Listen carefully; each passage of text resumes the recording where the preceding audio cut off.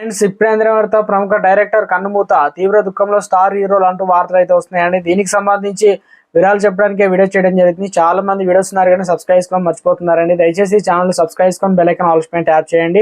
ఇటువంటి important information miss అవ్వకుండా మీ phone notification రూపంలో వస్తుందండి. చాలా మంది మీరు చూస్తున్నారు కానీ లైక్ చేయడం లేదండి. దయచేసి లైక్ చేయండి, ఇన్ఫర్మేషన్ అందరూ కూడా తెలుస్తుంది. ప్రముఖ దర్శకుడు నటి కళ్యాణి మాజీ భర్త సూర్య కిరణ్ చెన్నైలో గుండెపోటుతో కన్నుమూశారు.